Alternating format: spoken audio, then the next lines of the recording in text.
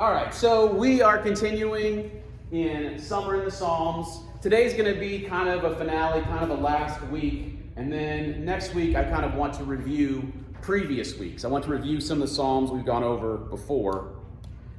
But today is going to be our last kind of new Psalm, our last chapter that we're focused on. And I've been thinking about it a lot because there's some Psalms that I love that we are not going to focus on. You should read them. It's beautiful, it's powerful, it's great.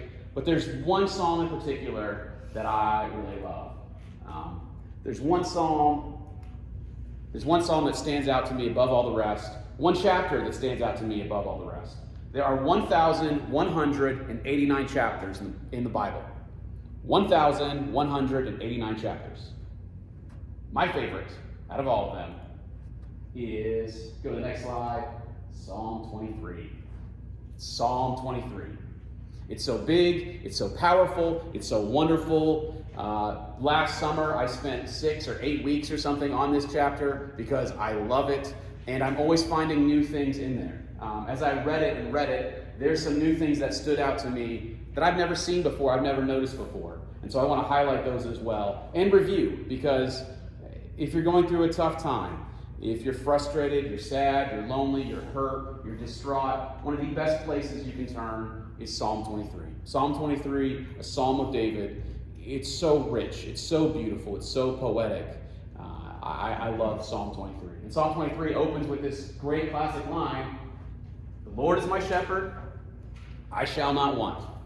The Lord is my shepherd, I shall not want." And I think about that a lot because I can get lost in my wants. I can get lost in me wanting to be the shepherd, whereas Josiah wants to take over and be the shepherd. Am I the shepherd? Is the Lord the shepherd? Am I the one who's in charge, or is he the one who's in charge? Am I focused on my wants? Am I focused on the things that I don't have? Am I focused on the things that I want them to be a certain way? Am I focused on the way that I want life to be? And it's just not that way right now. The Lord is my shepherd, I shall not want. That's hard sometimes. But that is how this opens, and I think that's really important, because are we going in a way following Jesus, or are we going in a way following our wants, following our desires? Because you can't have both. You cannot both be focused on what you want and the way you want life to be, and what God wants for you, and how he wants you to go. The Lord is my shepherd, I shall not want. Now, there's lots of different Bible translations that I love and I enjoy, so I'm going to pull out a few different translations just as we go, because there's so many different ways that other philosophers, other scholars, other people have interpreted these passages. And so another way of saying it, the Lord is my shepherd, I shall not be in want. Like, I shall not live my life in want. I shall not live my life chasing after my wants, what I want, what I'm focused on. Because the Lord is my shepherd, I shall not be in a constant state of want, in a constant state of I need to have this, I need to have that. No, because the Lord is my shepherd, he's enough for me. He has given me everything I need to succeed. He is there for me. Because the Lord is my shepherd, I shall not be in want. I shall not stay in a space of lack, of not enough. The Lord is my shepherd, I lack nothing. Nothing. There's nothing that I don't have right now that I need. I have exactly what I need right now because the Lord is my shepherd. He has provided it for me. He has helped me with it. The Lord is my shepherd. I lack nothing. I am missing nothing that's important for my life. The things that I don't have, I don't actually need. The things I need to survive, I have right now. The word need means what do you have to have right now? Food, shelter, air, clothing, housing. Those are your needs. That's where we're at. We have what we need. Wants are everything past that. Transportation, good, stable home, family, friends, like everything else past that. Stuff. I want stuff sometimes. Anybody else want stuff? Okay, just me. Okay, my son raised his hand. Good job, Ezra. Ezra, you should have no want for stuff this year. Ezra, from the library this year, he won the reading contest. He won a PS5, like from the library. You have no room for wants right now, son. You've got more than you need. Anyway, the Lord's my shepherd. I lack nothing. I have so many good things. I have so many great things because he is my shepherd. He is my guide. He gives us all this stuff. Another way of saying it, the Lord is my shepherd. I have all that I need. I have all that I need. Because the Lord is my shepherd, I have all that I need. I don't have to chase around for other things. I don't have to chase around for other people's approval. I don't have to chase around for anything else. Why? Because the Lord is my shepherd, I have all that I need. I have all that I need. Everything that I need, I have because he's my shepherd. The next verse. He makes me to lie down in green pastures. He makes me to lie down in green pastures. I'm a little mixed on this verse, if I'm honest. This may be my least favorite verse in this chapter. I don't like the fact that he makes me, because I like to be in control. I like to be the one in charge. I like to be the one that makes the decisions. If I want to lay down, I want to lay down. You know what I mean? I want somebody else to make me lay down. But here's the thing. Sometimes I need to slow down. Sometimes I need to rest. Sometimes I need to just stop and pause and just touch grass. That's a saying right now amongst the youths, the young people, touch grass, which means you can be so chronically online, you can be so chronically focused on the news and life that you just need to go outside and touch grass. Like touch grass, feel grass, like be present in the real world. Instead of being focused on everything else, just go touch grass. Like that is a saying that they have. This idea that you need to touch grass. You need sometimes to just lay down in the green pasture. Where I grew up in Tennessee, we had no ants. We had ants, but the ants didn't bite. We had no gnats. And I would just lay down in the grass sometime, and like bugs or ants would crawl on me, and it'd be no problem. When I came down here to Georgia for the first time, and an ant bit me, I asked Tiffany, I said, what is that? And she said, that's an ant. And I said, ants don't bite. She said, yes, they do. And I was shocked at the idea of an ant biting, because I could just lay down in green pastures, and I didn't experience something like that. I just experienced peace and joy. But yes, ants do bite, so anyone who's not aware of that, stay out of the ant beds, okay? All right. He makes me lie down in green pastures, or another version says, this is the New Living Translation, he lets me rest in the green meadows. He lets me rest in the green meadows. Sometimes I need to rest. Sometimes I need to stop. Sometimes I need to enjoy the beauty that's around me. Sometimes I just need to rest in the green meadows. I need to just not be focused on what I have to do or what I'm supposed to do, but just be at rest with him. Be at peace with him. Be at a state of feeling okay with him. He lets me rest. He doesn't just keep pushing me and pushing me and pushing me and pushing me. That's me, who keeps pushing me and pushing me and driving me. That's all my pressure, keeps pushing me and pushing me. But he doesn't do that. He lets me rest. He lets me stop and just enjoy the green meadows and be at peace. And the next part of that in the New Living Translation is he leads me beside the peaceful streams. This idea that he's leading me by peaceful streams. That he is taking me to a place that has peaceful streams. But more common translation is he leadeth me beside the still waters. Like he leads me by still waters. I'm not a shepherd, but from what I've heard, sheep are stupid. Sheep will not drink out of rushing water, like it scares them. Like the idea of like a rushing river or something, that they won't go near it because it is too intense. It is too scary. But what does he do? He leads me by still waters. I heard an actor talk about his experience with God when he found God. One of the things that stood out to him was this idea of still waters. Because what happens when you get next to still waters is you see your own reflection and you see where you're at. And that can be very revealing sometimes, to just stop and look at your own reflection, to look and take assessment of how am I doing? What are the things in my life I'm doing well? What are the things I'm not doing well? That sometimes God brings us to this place of stillness and quiet so that we have to face ourselves. We have to face the things we're wrestling with. We have to face the things that are right next to us. He leads me by the still waters. Even still waters, like that connects to other things we've talked about the last few weeks. This idea of be still and know that I am God. This idea of Selah, like this pause, this just wait. Like God makes us lie down in the grass. Sometimes he's leading us to a point of still waters. He's saying, hey, pay attention. You need to be still for a moment. You need to drink for a moment. You need to rest for a moment. He leads me by the still waters. He leads me beside the quiet waters.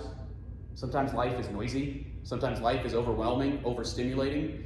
Sometimes life feels like it's too much, and just a place of quiet and peace is what we need, just so we can reflect on him and who he is. That's an important translation. And the next line that's so powerful, he restores my soul. He restores my soul. I think it's important that the first two lines come first. First, you go to the green pastures, and then you go to the still waters, so that your soul can be restored. I don't feel like your soul can be restored if you're so busy, so anxious, so focused on everything else. I don't feel like your soul can be whole if you're so busy and so distracted. But what do? You stop, you get a snack, right? The green grass for the sheep, that's what they eat.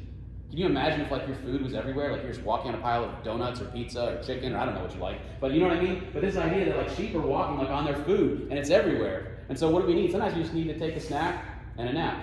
You know what I mean? And just rest for a minute. We need to be by the still waters. We need to be at this place where we can just feel what God has for us so that he can restore our soul. My soul is not restored when I'm overwhelmed by all the things I have to do.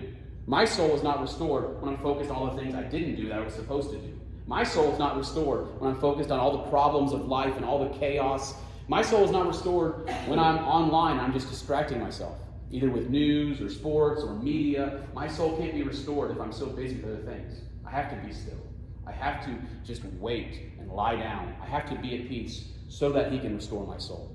If you want your soul to be restored, you got to slow down. You got to stop for a minute. You got to be quiet. You got to be still. You got to look at your reflection. And sometimes you have to have a snack. But I like snacks. I'm kind of partial.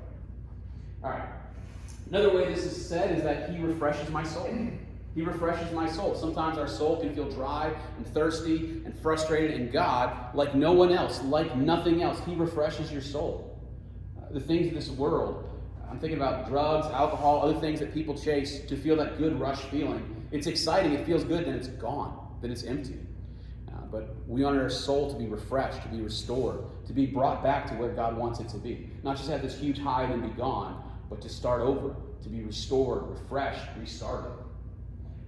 The next line, or another way of saying that, is he gives me new strength. Who needs new strength sometimes? It's like, I'm feeling weak. I'm feeling tired. I'm feeling exhausted. What does he do? He gives me new strength. He restores my soul. He helps me do what I need to do. The song we sang, not I, but Christ in me.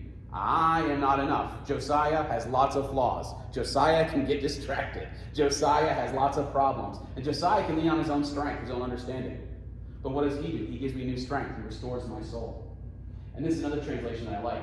For the good of his name, he leads me on the paths of the right. For the good of his name. Because of God's great name, he's going to take me on the right paths. Because of who God is for me, he's going to lead me where he wants me to go. Because of his good name. Or, normally, the way we read it is that he leads me in the paths of righteousness for his name's sake. That's the King James. He leads me on the paths of righteousness for his name's sake. That can be a little bit of a mouthful. The paths of righteousness. What are the right paths? What are the ways that he wants to take me? Why? For his name's sake. Because it's about him. It's not about you. It's not. Your life is about him. He created you for him and his glory. It's not about you. It's not about how much money you can earn, how much status you can achieve, how many friends you can make, how many collectibles you can have. It's not about that. Your life is here for him. We exist for him. And when we get too focused on ourselves, we get too distracted with ourselves, we can't be on the right path. Because then we're not following the shepherd, we're following ourselves. And that's something that I struggle with, because I can want to go my own way. I can want to do my own thing. I can want to carve my own path. But if he is the shepherd, he's going to be leading me on the paths of righteousness for his name's sake. He is going to be taking me where he wants me to go for him, not just for me. Because ultimately it's not about me. Another translation that says he guides me along the right paths for his name's sake. I like that. Like him guiding me. Him showing me where to go. Him taking me in the right direction. Because there is a right path. And sometimes we can get stuck not knowing what the right path is. Or we can get stuck going down the wrong path. Or the path we think is the right path. Turns out it wasn't that good after all. But he guides me in the right paths for his name's sake. And then this line. This I think is the coolest line in this chapter. Maybe one of the coolest lines in the Bible. Even though I walk through the valley of the shadow of death, I will fear no evil. The way King James says it is yea. Yea, though I walk through the valley of the shadow of death. And as a kid, I was always like, yay, the shadow of death, right? Yay, woohoo! Yay there means even though. But King James says, yea, though I walk through the valley of the shadow of death. But even though I walk through the valley of the shadow of death, the worst possible thing, even if I'm scared to death, even if I'm facing death, even if the worst possible thing, destruction of something that I love, death of something that I enjoy, death of something that is so meaningful to me, even though I walk through the valley of the shadow of death, what? I'll fear no evil. I don't have to be afraid. I don't have to live in fear. I don't have to have anxiety. I don't have to be stuck. I'm walking through the valley. I'm not going to sit in it. I'm not going to stay here. Even though I walk through the valley of the shadow of death, I will fear no evil. I don't have to be afraid. Why? For you are with me. Wherever you're going, whatever you're facing, God is there with you. He sees you. He knows you. He understands you. You don't have to be afraid. whatever you face, even though I walk through the valley of the shadow of death, I will fear no evil. There is no evil that is worth fearing. There is no disaster that's out there that's bigger than God.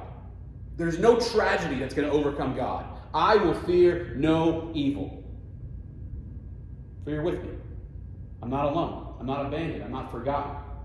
God is with me. He sees me. He's walking through with me. Shepherds in the Middle East, they would actually go forward, and then the sheep would follow them. And so the shepherd is already going where I'm going. The shepherd has already experienced what I've experienced. The shepherd knows where he's taking me. And I don't like it sometimes because I don't like pain.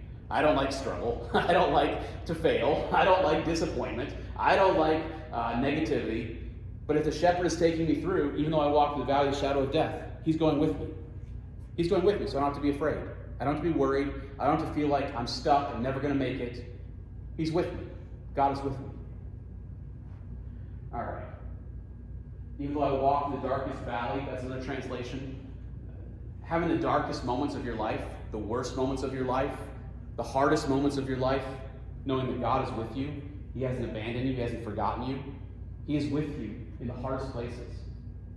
And then for the longest time, this was the most confusing line to me. Again, I'm not a shepherd. I didn't understand this. But it talks about your rod and your staff. Okay, a shepherd in that time would have two different sticks that he would keep with him. The rod and the staff. The staff is the one we normally think about. If you think about like Christmas plays and stuff, they got that one long stick with a big hook on it. That was the staff. That was for correction. Sometimes the sheep would stray. Sometimes the sheep would kind of get like in a gully or something. You couldn't get them out. So the shepherd would use that hook to pull the sheep up. Sometimes that was the way that he would pull the sheep. The sheep was walking away. He'd be like, no, come back here. We got to go this way. That was for correction, because the truth is sometimes we need correcting, right? Okay, just me. Only I need correction. I got it. You guys are all perfect, but that's all right. That's fine. Sometimes we need correction. Sometimes we go the wrong way. Sometimes we make mistakes. Sometimes we get ahead of God, or we put our plans ahead of God. And they could be God's plans, but sometimes we rush things and it wasn't His timing. Sometimes we need correction. And then the rod is like this club that's used to hit stuff with. You know what I mean? If there's a lion, a bear, a wolf, some type of predator coming after the sheep, the shepherd would use this club and he'd just smack it. That's what it is. This club, this rod, was for protection. So we got correction and protection. God is protecting us from many things. What are they? We don't know because they didn't happen. All we know is the worst things that have happened to us. We don't know the worst things that could have happened to us. We don't know the things that God has protected us from. But I do believe that God is protecting us. That God, being with us, has saved us from some things that we could have walked into, either knowingly, or somebody could have used against us, and we're not even aware. But God, He comforts us, what? With His staff. He corrects us when we walk the wrong way, and He protects us from the enemy. Rod and staff, they comfort me. They bring me comfort. This is not, by the way, it's not beating the sheep. Like, that's not what this rod is. This is just to fight off the enemy, to fight off the things that are against you. That's why they're comforting, because it's against your enemies. But it also does help you when you go astray. Rod and staff, they comfort me. You prepare a table before me in the presence of my enemies. You prepare a table before me in the presence of my enemies. I like to eat. Thank God He's preparing a table for me, right? Can you imagine heaven's food? Talks a lot about the Feast of the Lamb, talks a lot about Revelation. Can you imagine like eating food and not gaining calories or messing with your blood pressure or your blood sugar or anything? You just eat whatever you want to and just be fully satisfied, right? Come on. Like God made food that tastes good, that's right. And the food of heaven tastes way better than anything we got down here. It definitely tastes better than Bainbridge fast food, I guarantee you that much. But the food of heaven is going to be incredible. And what does He do? He prepares a table before me in the presence of my enemies. As I've been thinking about this and reading about this, the idea is that God is preparing stuff for you even when everything's not right in the moment. Notice He doesn't say, when the enemies are gone, I'll prepare you a feast. He's saying, hey, even when you have problems around you, I'm still preparing stuff for you. Hey, even when you're still in the midst of chaos now, I'm still preparing stuff for you right now, in this moment right now. I like to celebrate, when the game is over, we've won, we've achieved this. But even in the moments where we're still surrounded by enemies, even the moments where we're still struggling in pain, still wrestling with difficulty, still having a hard time with our family, still have enemies around us, what does He do? He prepares a table for us. He prepared a spot for me. He prepared a spot for you. He cares about us. Even when we're still in the midst of our storm, in the midst of our struggle, in the midst of our trial. He prepares a table for me in the presence of my enemies. Another way is saying a feast for me. I like the idea of a feast too, right? Like a big feast, like there's more food than you can eat. Some translations say like a 6-course dinner, like just food after food after food. Like he is doing something for you that only he can do for you in a way that he can celebrate and honor you in the presence of my enemies. Does anybody know who this guy is? I'm just going to pause from the Bible for just a second. Does anybody know who this guy is? If you know who this guy is, or you think you know who this guy is, raise your hand. Okay. I don't know who this guy is either. I looked up his name this morning and I forgot. But this guy goes along with this verse. You prepare a table for me in the presence of my enemies. Several months ago at the White House Correspondents' Dinner, there was a shooter who came and was shooting. And everybody left the room, all the major VIPs, they escorted him out, the president, the vice president. People were ducking and hiding behind tables. And this guy just kept eating through the meal. This guy, like he didn't even get down. This is a picture that you see in the background, people ducking and hiding and trying to get behind stuff. He just kept eating. I think he said something like, you know, it's rare to get a salad this good or something. You know what I mean? Like, he's like, I'm just going to sit here and eat. Like, what's going to happen is going to happen. He sat there in that moment of chaos in this last year when there was possible enemies, when there were gunshots. And he's like, I'm just going to keep eating. There's a meal before me in the presence of my enemies. I'm going to keep eating. Anyway, I think that's very fun. Just because he's so relaxed and happy in that moment where he's not even hiding. He's not even afraid. He's not ducking for cover. He's not leaving. He's just eating. So anyway, I like that guy. And then the next line, you anoint my head with oil. David had been anointed with oil as a king. Priests would be anointed. But this idea that God has something for you to do, that God has a role for you, that God has something that he needs you to do. I say needs. God has something that he made you for. God made you for a purpose.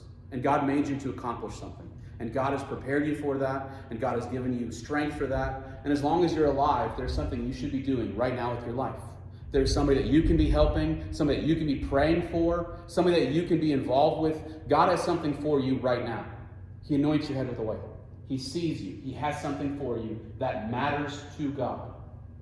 Like God positioned you right where you're at, around the people that you are at, because you have influence and connection so that you can do something that's important. He anoints your head with oil. You matter to God, and what you do matters to God. My cup runneth over. That's the King James right there. And this is kind of a weird one because I don't like to spill. I don't like to make messes, right? I don't like to just like waste. But can you imagine like this people in these ancient Bible times? We think about people who live paycheck to paycheck, like you can only survive from paycheck to paycheck. They're living rainstorm to rainstorm. If it doesn't rain for a long time, there's no food and they won't eat. Like they are like one bad week away from famine, away from everybody dying. They are like one bad week away from everything falling apart. So you don't waste stuff. You don't pour stuff out. You got to be very careful with what you have because it's very limited. And this idea that God has given you so much that if it spills, it's okay. Yeah, it's okay if it spills. If it runs over, there's plenty. Don't worry. There's excess. Like God has more than enough for you. Even if it runs over, like there is more than you could possibly need or even imagine. For people who are on the brink of starvation, this idea would have blown their minds. That you could just waste, right? You could spill, you could let it run over, you could pour until it drips out the side. No. We only have so much. You have to be very careful. But that God will give you more than enough to the point where it runs over and it's still okay. It's not a problem. You're not in trouble. It's not a big deal. We have more. There's excess. God has more than enough for you. You know my head with oil, my cup overflows with blessings. I like that idea too, because God has given us more blessings than we can contain. God has given us more blessings than we can ever fully enjoy or imagine. Like God has given us so much richness and goodness in our life, like air conditioning. I'm very thankful for air conditioning. Air conditioning has only been around for about like 120 years. Most people in human history have never felt air conditioning, but I love air conditioning. Most people in the world right now have never felt air conditioning. Again, I love air conditioning. I love air conditioning at my work. I love air conditioning at my home. I love air conditioning in my vehicle. But if the air conditioning in my vehicle goes out and I got to wait between my number one air conditioning and my number two air conditioning, I can get mad or upset, right? Because I should have air conditioning all the time. Why should it be hot at all? It's a blessing from God. It's a blessing from God. And as I look at it like a blessing from God, I enjoy it better than if I'm mad at it when it doesn't work out for me. So my life, my cup overflows with blessing. Surely goodness and mercy shall follow me all the days of my life. We talked about chesed a few weeks ago. maybe about a month or so ago. Chesed, but God's loyal love that's not based on what you can do. It's just based on Him giving you more than you need. God's goodness. How big is God's goodness? How much does God have goodness? How much does God have holiness, righteousness, positivity? And His mercy, the word right there is Hesed. Hesed, His loyal love for you, His goodness for you, His abundance for you, follows you every day of your life. Whatever you face, wherever you go, those things are following you. They're right behind you. They're with you. The shepherd's in front. His goodness, His mercy follow me all the days of my life. Every single day of my life. Wherever I go, whatever I see, and in the grand finale verse, I will dwell in the house of the Lord forever. Forever. What I face today is temporary. My struggles right now, they will come and they will go, but I will dwell in the house of the Lord forever. Praise the Lord. Forever. Forever. No, I don't think you get it. Forever. Forever. Forever. Forever. Okay, there's people who aren't in church right now because they're on vacation. And bless them, go on vacation, enjoy your vacation. I support people going on vacation. Have you ever been on a vacation and at the end you wish I had one more day? Right? I just wish I had a little bit longer. I wish I could stay here and just enjoy just one more day, right? Just one more day where we could be here. I promise you, heaven is a lot better than that vacation. And guess what? You don't have to leave. It's forever. I will dwell in the house of the Lord forever. Forever. Forever. Forever. How long is forever? It's forever. Like your life is like this long. Forever, it like goes and goes and goes. Like I can't reach my arms out to forever. Forever is past that wall. Forever is down the street. Forever is into the next state. Forever goes on and on and on. And we get so focused on this right now that is temporary. It's difficult, but it's temporary. And what do we get to do? We get to dwell in the house of the Lord forever. No end. Forever. Whatever you're facing, in the valley of the shadow of death, whatever you're facing, that's a struggle, forever. Forever. Put that in your calculation. Forever. Like the infinity symbol, it breaks all math equations because it's forever. You get to dwell in the house of the Lord forever. If you follow the shepherd. If He is the shepherd of your life. If He is the one who is guiding you, leading you, moving through with you. You get to be with God forever. I don't think I can state that loud enough. Forever. Forever. I'm going to keep moving. All right, so in this chapter, there are four things, there are four kind of I statements. There are four things that you need to do in this chapter. There are four things it says I. And so I pulled out these four things. The first one, I shall not want. That's not actually something you're doing. That's the opposite of what you're doing. I shall not want. Like, I don't want to get stuck in wanting. Sounds easy, a little harder than that. I think we all know. We can all get pulled into wanting. I want it to be like the old days. I want to have more money. I want to be more physically fit. I want to. Okay, I shall not want. That's the first thing. Don't live in want. Second thing, I walk. Just walk. Whatever you're facing, whatever you're going through, just keep walking. Keep moving. All right, I can do that. That's simple. So I shall not want. I walk. The next one, it's also a not. I will not fear. Again, it sounds easy, but that's a lot harder. I will not fear. I will not live in anxiety, pressure and negativity. I won't get worried. I won't feel overwhelmed or stressed. Again, I want it to be kind of hard. And then the last one, I will dwell. Like, I'm going to just hang out with God. I will just be with God. I walk, I dwell, I don't want, I don't fear. Four things for you to do. If you can do those four things, you are following in line with Psalm 23. So what's the opposite of that? What's the stuff that if you do these things, God will do back for you? All right, so I've got those things too. So the first one is that He shepherds me. God says that He will shepherd you. He will. He will be with you as a shepherd. And then He makes me. Again, I don't like this one. I've established that. I don't like God making me do things. But sometimes I need somebody to make me do things, right?